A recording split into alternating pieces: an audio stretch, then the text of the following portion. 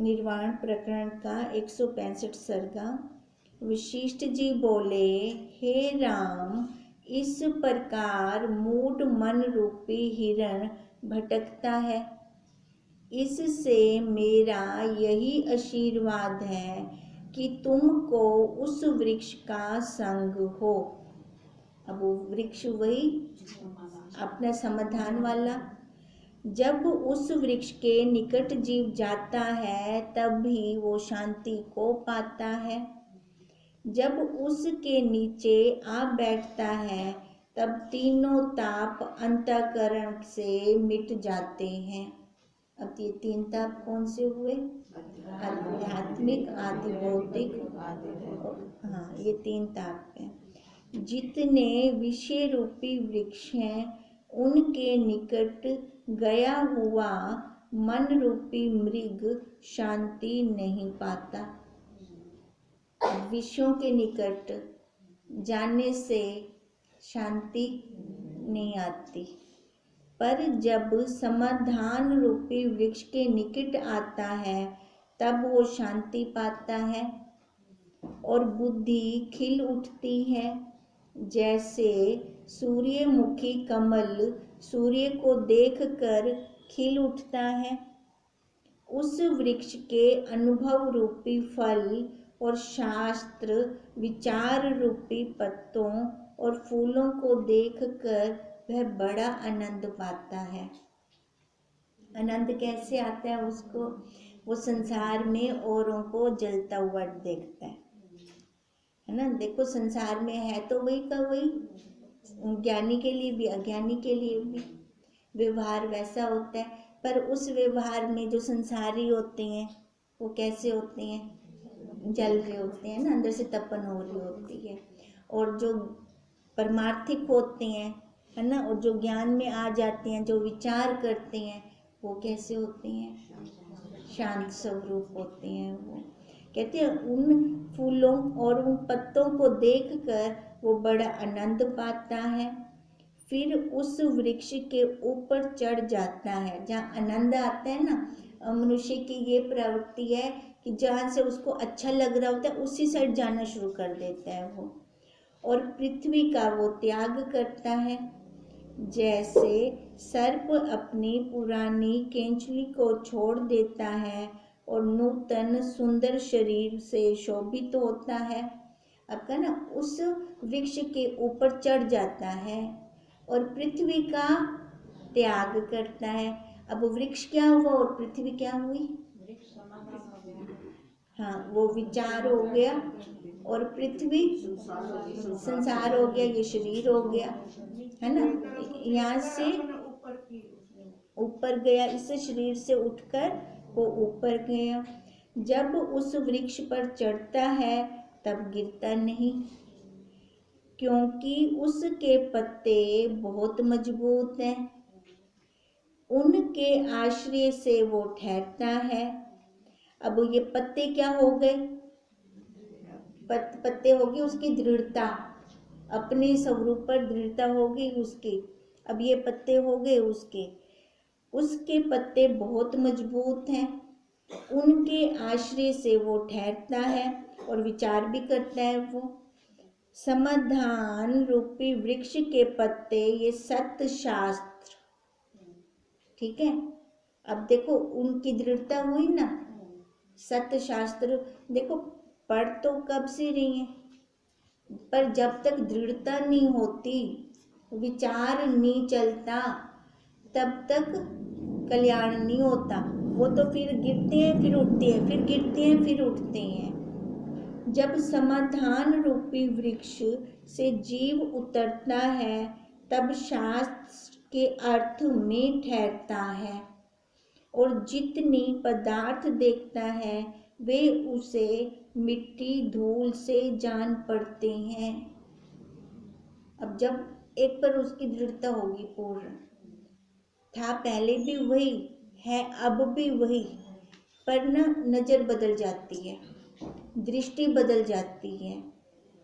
फिर वो जिन पदार्थों में पहले उसे लग रहा था अपनापन, अब वही पदार्थ उसको कैसे लगते हैं? नीरस, कोई अपनापन नहीं लगता। तब वह अपनी पिछली चेष्टा को स्मरण करके पछताता है। जैसे कोई मद्यपान करके नीच चेष्टा करे तो जब मद उतरता है तो वो पछताता है ना। ऐसे ही हुआ ना ये। वैसे ही मन रूपी मृग अपनी पिछली चेष्टा को धिक्कारता है और कहता है कि बड़ा आश्चर्य है, जो मैंने इतने काल तक इस वृक्ष से विमुख भटकता रहा। बताओ, अब ये वाला वृक्ष है भी अपने पास, लाना भी कहीं से नहीं है ना। अपने पास होते हुए भी इतने दुखी। अब उसको लग रहा है ना, है तो मेरे कुल में इतना दुखी क्यों हम, क्योंकि होंदे हुए ना मैं होंदा मोल कहना पाता है। और मोल किसका पा रहे थे हम? संसार का, है ना। देखो, जहाँ श्रद्धा होगी ना अपनी, वहीं जाके हम बैठ जाएंगे, वहां जाके रुकेंगे हम। श्रद्धा थी संसार पे, इधर कैसे आते? अपने स्वरूप पे श्रद्धा तो थी ही नहीं।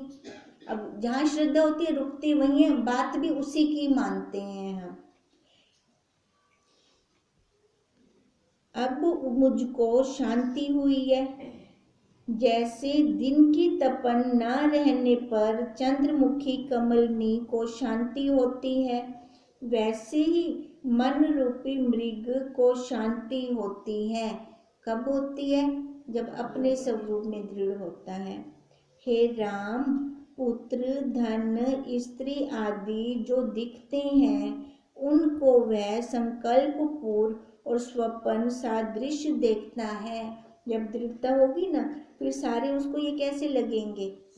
स्वप्ने जैसे लगेंगे सारे। बस वही जैसे हमारा चल रहा था, ये मेरा कर्म है, ये मेरा कर्म है, ये मेरा कर्म है, फिर सारा वही दिखाई देता रहता है।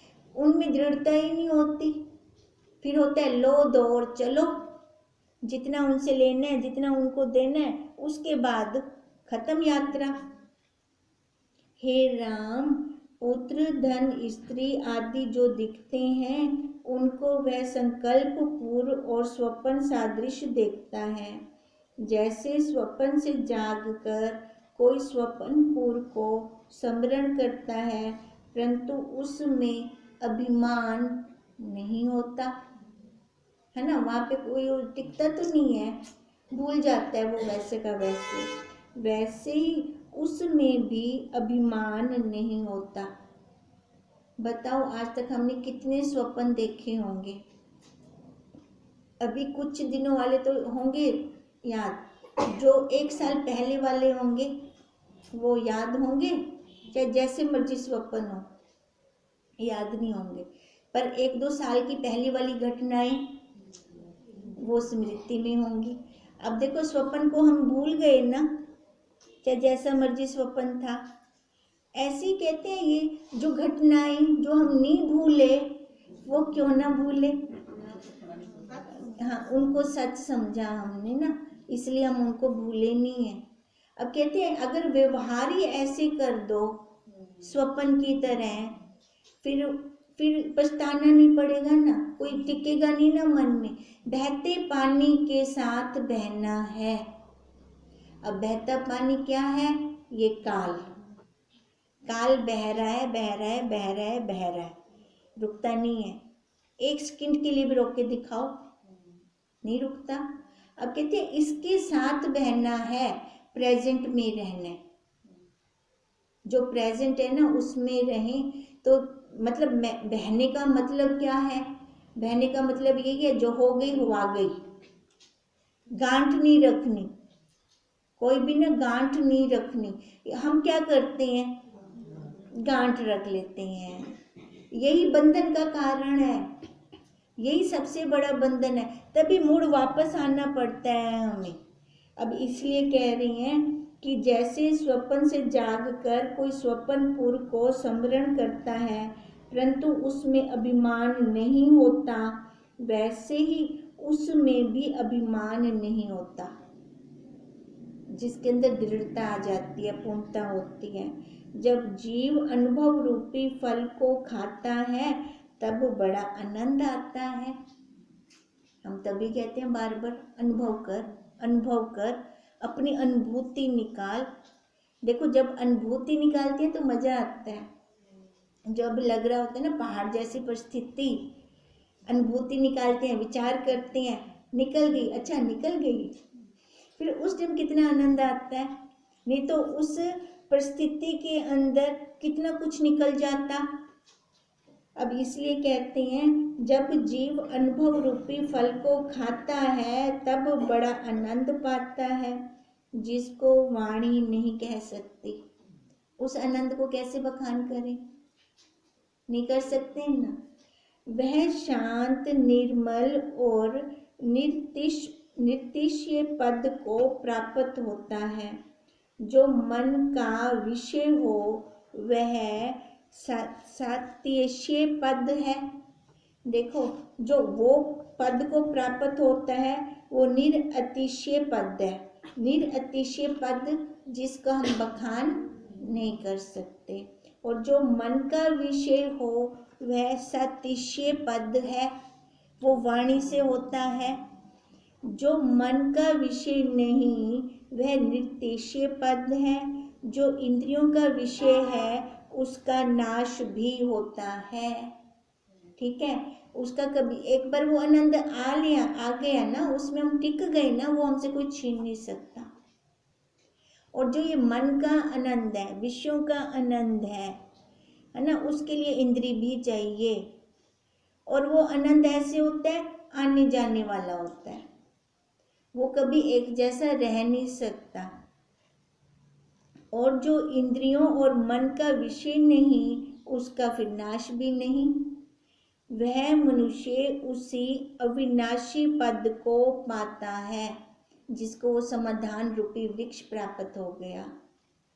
जैसे किसी को बाण लगता है और उसकी विरोधी बूटी उसके सामने रखिए तो निकल आता है, वैसे ही अनुभव रूपी बूटी को सामने रखने पर मोह बंधन रूपी ये शर खुल पड़ते हैं।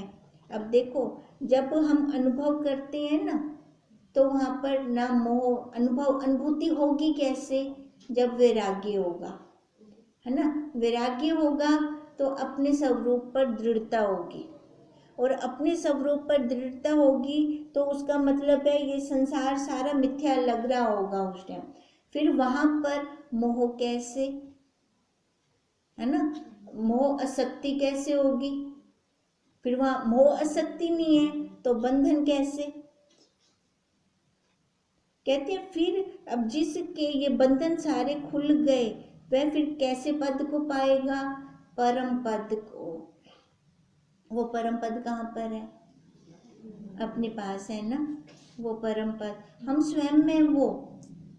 हे राम, ज्ञानवान जगत से मृतक हो जाता है, देख भी रहा है, देखते हुए नहीं देख रहा, खा भी रहा है, खाते हुए नहीं खा रहा।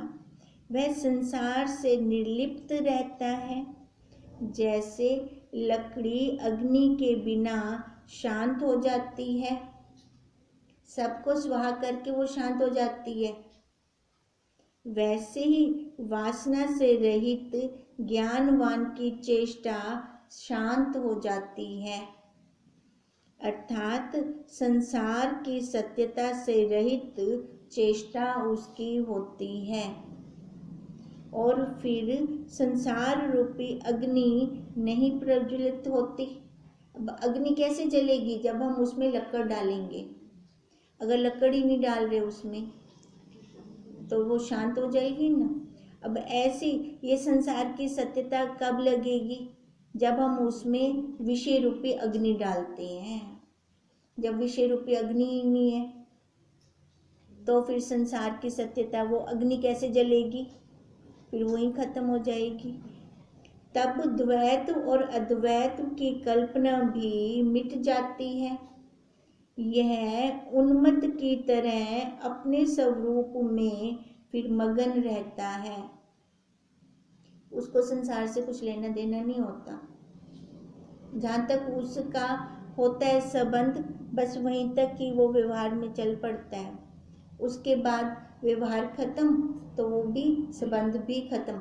वैसे भी तो देखा जाए, अब जो चले गए हैं तो उनका संबंध कैसा है, खत्म ही है ना, है तो नहीं ना। तो अगर पहले से ही हम यही दृढ़ता कर लें तो फिर वहाँ बंधन नहीं आएगा ना हमारा। जैसे मरुस्थल के मार्ग में चलने वाला पथिक धूप की इच्छा नहीं करता, पहले ही उन्हें गरम गरम रेते चलता पे, अब क्या धूप की इच्छा करेगा। वैसे ही ज्ञानी विषयों की तृष्णा नहीं करता, क्योंकि वो पहले चल के देखकर आ गया है ना, ज्ञानी वहाँ से निकल के आया है ना।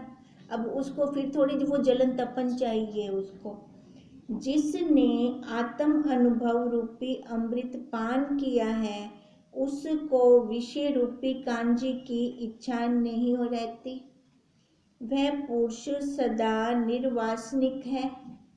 जब जीव निर्वासनिक होता है तब चंचल मन की वृत्ति सब लीन हो जाती है। हम कहते हैं ना मन चंचल है, बंदर की तरह है।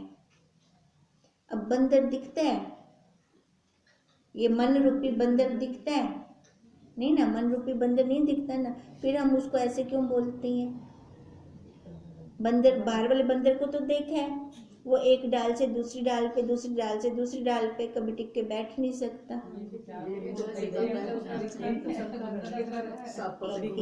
ये भी विचारों किसे है ना, कभी किसी विचार रूपी डाल पे बैठ गया, किस विचार रूपी डाल पे बैठ गया, इसलिए इसको बंदर कहा।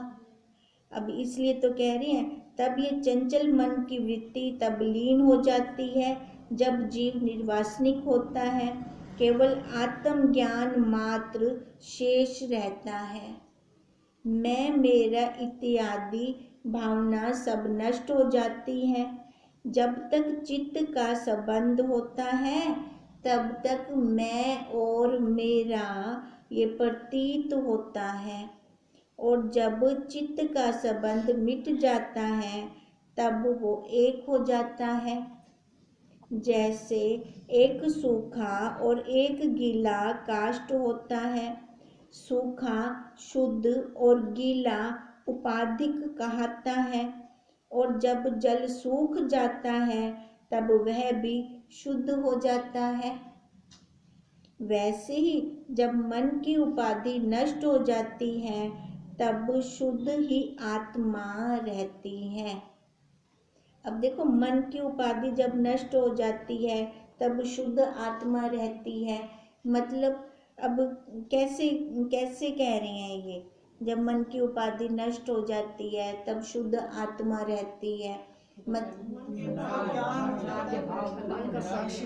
का साक्षी, और देखो अपनी पकड़ नहीं रहती वहाँ पर, ठीक है, अपनी पकड़ नहीं रहती, मतलब दूसरे ने सलाह दे दी हमें, ठीक है ना, तो हम उसकी हाँ में हाँ मिला देंगे। अब ऐसे वो कहते हैं, वैसे जब मन की उपाधि नष्ट हो जाती है तब शुद्ध आत्मा ही रहता है और एक रस भासित होता है। हे राम, संसार भरम से द्वितीय भासित होता है। जैसे पत्थर की शिला में पुतली अनउपजी ही भासित होती है, जो न सत्य है और न असत्य है। यदि उन्हें पत्थर से भिन्न करके देखिए तो सत्य नहीं। मटके में से मिट्टी निकाल दें, कुछ भी कहनी ना, हम पत्थर तो आप पुतलियां मन सोचते बैठूं, अगर पत्थर ही ना होवे तब पुतलियां भी किवें सोचूं, तो वो सत्य नहीं। और जो शिला में देखिए तो वही है। वैसे ही जगत आत्मा से भिन्न होकर सत्य नहीं है ना। अगर हम देख रहे हैं कि है भी, दिखता है हमें भी, अपने स्वरूप के अंदर दृढ़ता जब आ जाती है ही नहीं कुछ। कहते हैं जब आत्मा से भिन्न होकर देखते हैं तो सत्य नहीं है, और जब आत्म सत्ता में आत्म रूप ही दिखता है, अब विधि पक्ष से है ना, सब वही है, सब वही है। अब इसलिए कहते हैं कि जो मार्ग हमें सही लगे ना, अपने अनुभव के अनुसार, अपना हमें, हमारे से ज़्यादा हम खुद, अपने से ज़्यादा कोई दूसरा नहीं जान सकता मेरे बारे में, मैं खुद जानती हूँ। अब ऐसे हम सारे अपने बारे में खुद जानते हैं, जिसको जो मार्ग आसान लगे उसी मार्ग को पकड़ के चले हम। जैसे छोटे बालक के हृदय में जगत का शब्द अर्थ कुछ नहीं होता, वैसे ही ज्ञानी की चेष्टा भी प्रारब्ध वेग से होती है, वो रुकता नहीं, प्रारब्ध वेग से चल रहा है। अब बालक एक टाइम हंस रहा है, दूसरी टाइम रो रहा है, एक टाइम गुस्सा कर रहा है तो उसी टाइम ही हंस रहा है। किसी के प्रति उसके मन में ना राग आता है ना द्वेष आता है, कुछ नहीं आता। कहते हैं जैसे उसकी चेष्टा होती है वैसे ज्ञानी की चेष्टा होती है। वो हंसता हुआ भी दिखेगा, रोता हुआ भी दिखेगा, है ना, राग करता हुआ भी दिखेगा, द्वेष करता हुआ भी दिखेगा, पर वास्तव में है नहीं उसके अंदर कहीं पर भी। उसके हृदय में जगत के शब्द अर्थ का अभाव होता है। हे राम, जो कुछ प्रारब्ध होता है वह शुभ हो अथवा अशुभ हो अवश्य प्राप्त होता है, मिटता नहीं। तो इसलिए हम कह रहे हैं ना, वो शिव रूपी तत्व हमारे अंदर है। प्रारब्ध से चाहे अच्छे फूल आ रहे हैं चाहे बुरे फूल आ रहे हैं, उसको चढ़ाते जाएं। ये फूल भी तेरा, ये फूल भी तेरा। फिर उसमें देखो, जब है वो किसी और का तो दुख भी तो किसी और को होना चाहिए, फिर तू क्यों दुखी होए, है ना। ऐसे विचार करके ना हम निकल सकते हैं हर परिस्थिति में से, पर विचार करना आना चाहिए।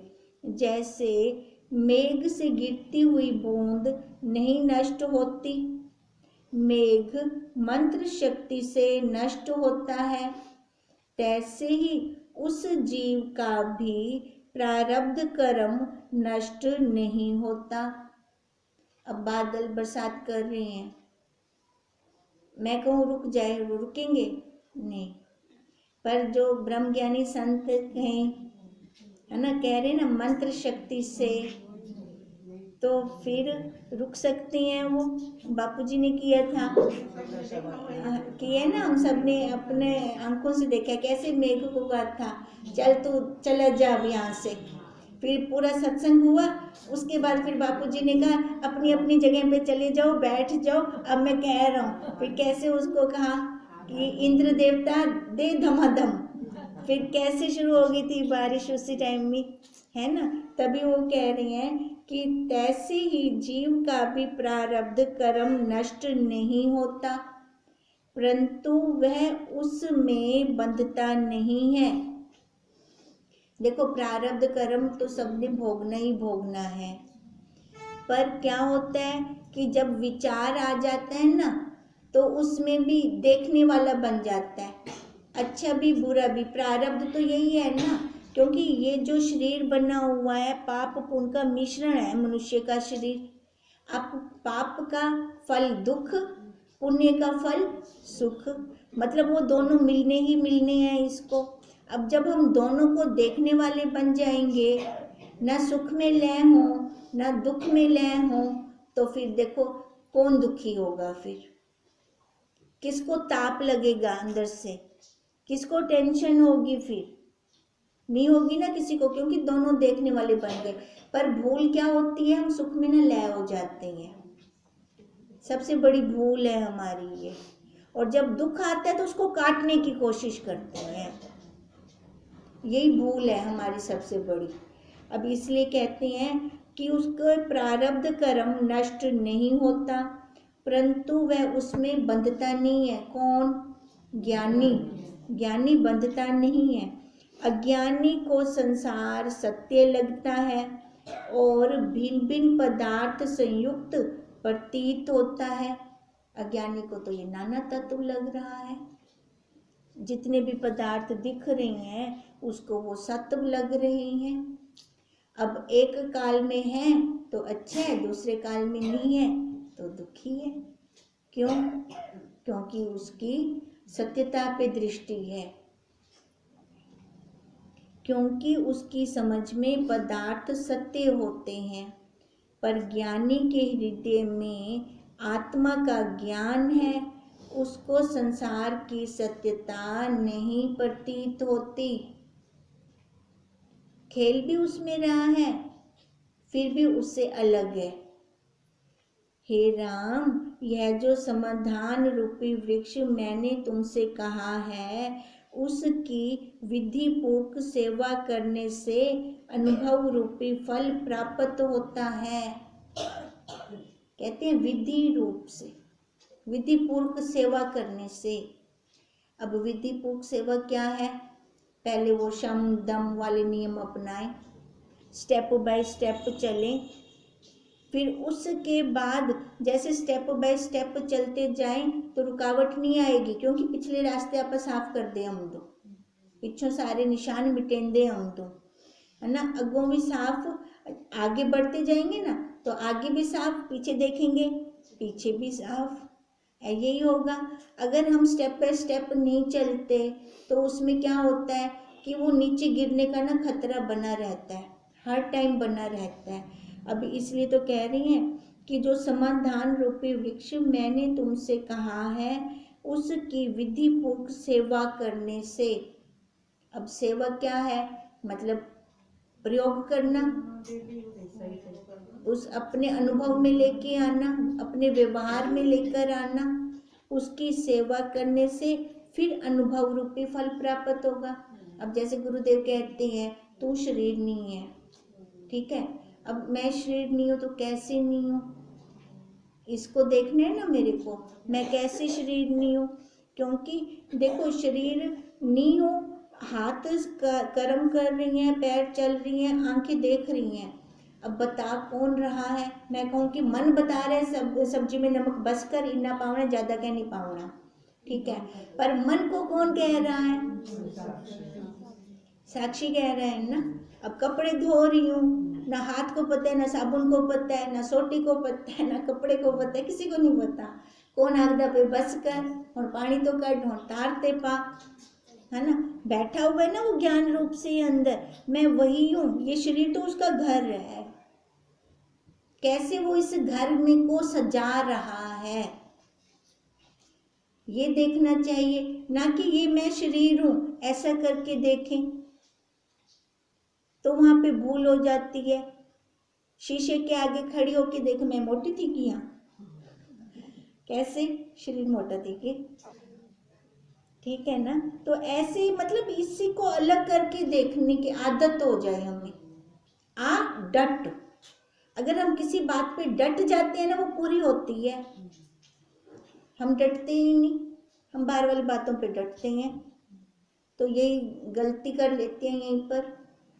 इसलिए कह रही हैं कि उसके अनुभव सेवा करने से ये अनुभव रूपी फल प्राप्त होगा।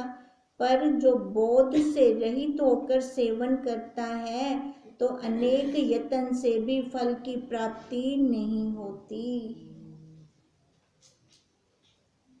तो देखो, एक तो हमारा अपना पुरुषार्थ चलता हो और दूसरा विचार चलता हो, फिर जल्दी काम बन जाएगा। कहते हैं खाली पुरुषार्थ करें और बोध ना हो, ज्ञान ना हो, विचार ना हो तो प्राप्त नहीं हो सकता, किसी भी कीमत पे प्राप्त नहीं हो सकता वो।